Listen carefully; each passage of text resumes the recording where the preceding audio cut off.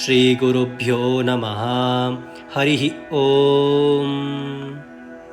ಈಗ ಶ್ರೀ ರಾಘವೇಂದ್ರ ಸ್ತೋತ್ರದ 3ನೇ ಶ್ಲೋಕವನ್ನು ನೋಡೋಣ.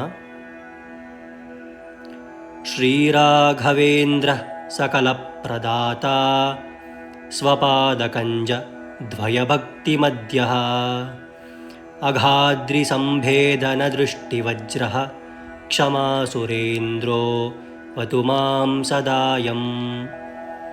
ಶ್ರೀರಾಘವೇಂದ್ರ ಸಕಲ ಪ್ರದಾತ ಸ್ವಪಾದಕಂಜ ದ್ವಯಭಕ್ತಿಮಧ್ಯ ಅಘಾದ್ರಿ ಸಂಭೇದನ ದೃಷ್ಟಿವಜ್ರ ಕ್ಷಮಾ ಸುರೇಂದ್ರೋ ವತು ಮಾಂ ಸದಾಯಂ.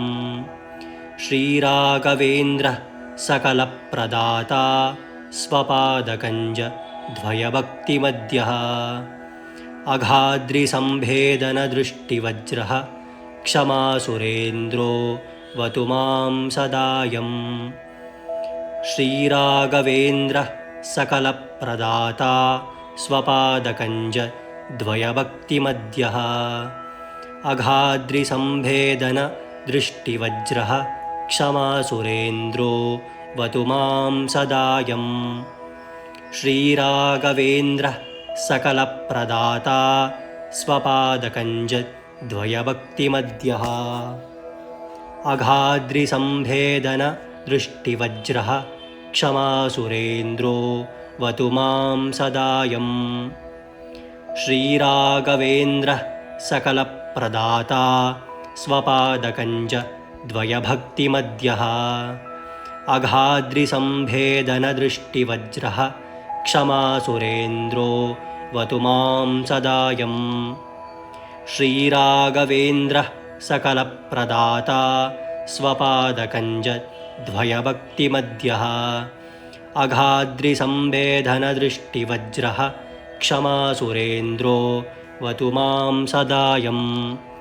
ಶ್ರೀರಾಘವೇಂದ್ರ ಸಕಲ ಪ್ರದಾತ ಸ್ವಪಾದಕಂಜ ದ್ವಯಭಕ್ತಿಮಧ್ಯ ಅಘಾದ್ರಿ ಸಂಭೇದನ ದೃಷ್ಟಿವಜ್ರ ಕ್ಷಮಾ ಸುರೇಂದ್ರೋ ವತು ಮಾಂ ಸದಾಯಂ.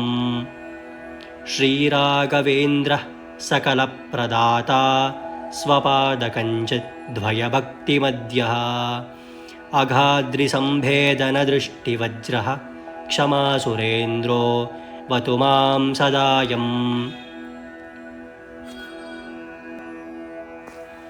ಅಲ್ಲಿಗೆ 3ನೇ ಶ್ಲೋಕವು ಮುಗಿಯಿತು. ಈಗ ನಾನು ಮಾಡಿರುವ 3 ಶ್ಲೋಕವನ್ನು ನಾನು ಒಟ್ಟಿಗೆ ಹೇಳುತ್ತೇನೆ. ನನ್ನ ಜೊತೆಗೆ ನೀವು ಹೇಳಿ ಇದನ್ನು. ಶ್ರೀ ಪೂರ್ಣಬೋಧ ಗುರುತೀರ್ಥಪಯೋಬ್ಧಿಪಾರ ಕಾಮಾರಿಮಾಕ್ಷ ವಿಷಮಾಕ್ಷ ಶಿರ ಸ್ಪೃಶಂತಿ ಪೂರ್ವೋತ್ತರಾಮಿತತರಂಗಚರತ್ ಸುಹಂಸಾ ದೇವಾಲಿಸೇವಿತ ಪರಾಂಘ್ರಿ ಪಯೋಜಲಗ್ನಾ. ಜೀವೇಶ ಭೇದ ಗುಣಪೂರ್ತಿ ಜಗತ್ ಸುಸತ್ವ ನೀಚೋಚ್ಛ ಭಾವ ಮುಖನಕ್ರ ಗಣೈಃ ಸಮೇತಾ ದುರ್ವಾದ್ಯಜಾಪತಿಗಿಲೈರ್ ಗುರುರಾಘವೇಂದ್ರ ವಾಗ್ದೇವತಾ ಸರಿದಮುಂ ವಿಮಲೀಕರೋತು.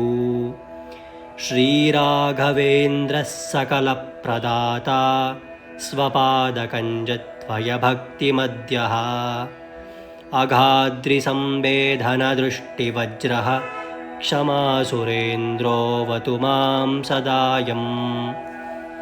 ಶ್ರೀಕೃಷ್ಣಾರ್ಪಣಮಸ್ತು.